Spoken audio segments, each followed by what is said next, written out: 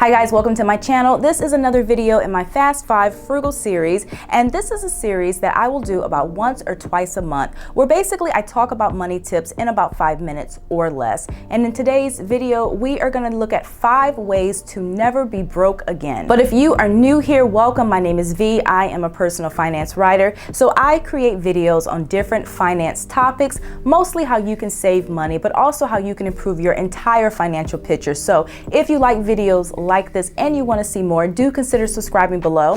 The first tip to never be broke again is to increase your income and decrease your expenses. And these are 2 factors that really work together. Now, some people made the mistake of only doing one or the other, which can work and it can get you out of a bind, but often the results are temporary. After increasing income, a lot of times our expenses will slowly increase too. Or if we decrease our expenses, which gives us a little wiggle room in our budget, it's usually only a matter of time before our expenses start to creep up again. So if you want to break that pattern of always feeling as if you are broke, even if your income increases, you still want to decrease your expenses, because that is going to create a much larger cushion in your budget. And with that cushion, you can use the extra money to pay off debt or to build an emergency fund. The second tip is to appreciate what you have. And this is so essential because some people get caught in this cycle of being broke because they are never satisfied or content. Even when somebody has a home or maybe other valuables that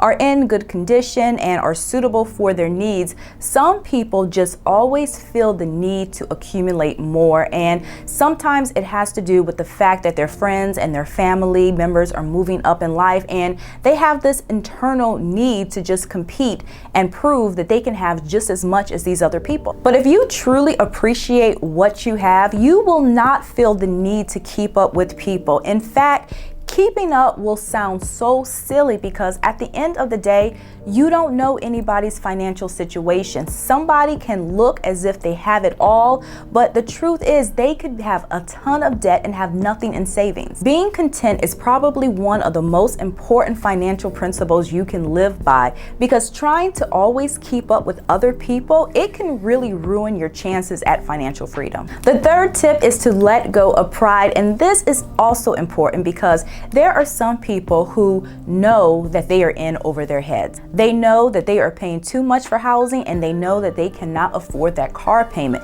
but they don't get rid of these possessions because they don't want to lose face. And I totally get it. It's a pride thing, but going into debt or being broke every single month because you don't want people to know that you are in over your head, I mean, that's only going to make your situation worse. You have to do what's best for your finances, even if it means making some tough choices, because ultimately you're the one who has to live with the consequences. And if it makes you feel any better, if there is someone who gets some type of sick pleasure in your decision to downsize, or if there is someone who makes you feel inferior for making this decision, that is somebody who you do not want in your life. The fourth tip is to learn how to say no. Now, I am not suggesting that you become a hermit or that you isolate yourself, but it is important to realize that your social life can also keep you broke. And this is especially true if you don't have a lot of extra money to begin with. Don't feel guilty about having to turn down invitations.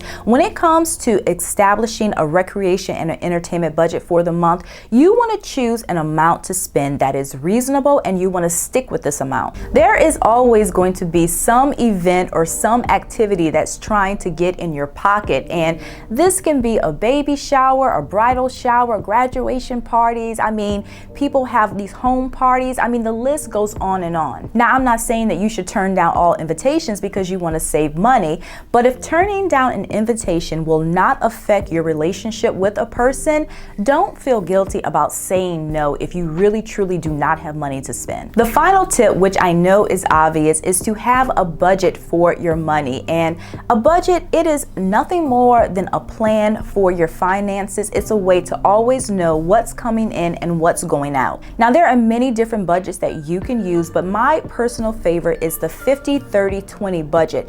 And the reason why I like this budget is because if you follow it, you agree to spend no more than 50% of your after-tax income on needs and 30% on wants. And this budget works because if you are able to keep your needs and your wants within those two percentages, you are almost always guaranteed to have money left over for saving.